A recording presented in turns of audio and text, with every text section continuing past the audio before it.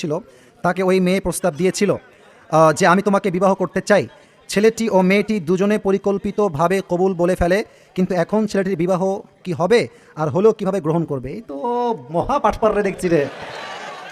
মানে প্রস্তাব দিল আর কবুল আর বিয়ে হয়ে গেল। এ তো মানে এমন হলো যে আকাশ সাক্ষী জমিন সাক্ষী আমি তোমাকে বিয়ে করলাম জান। এখন মেয়েও বলছে আকাশ সাক্ষী জমিন সাক্ষী তোমাকে আমি বিয়ে করলাম জান। কয়দিন পরে বলছে তোর সঙ্গে আমার ব্রেকআপ। তো মেয়ে বলছে করলা কবুল বলে বিয়ে, তালাক হবে, ব্রেকআপ কেন হচ্ছে? আকাশ তুমি কোথায় গেলে, জমিন তুমি কোথায়, গাছ তুমি কোথায়? আকাশও আসে না, গাছও আর আসে না, জমিন আর খুঁজে পাওয়া যায় না। ঠিক আছে কিনা? এই জমিন সাক্ষী আকাশ সাক্ষী একা একা বিয়ে করলে হবে না, বুঝতে হবে ইজাব কবুলের যে শর্তগুলো আছে অবশ্যই একজন সাক্ষীও থাকতে হবে রে ভাই। তুমি আর আমি বসে বসে বিয়ে করলে তো বিয়েটা হয়ে যায় না, সাক্ষীর দরকার। যুবক ভাইরা আছে না নাই?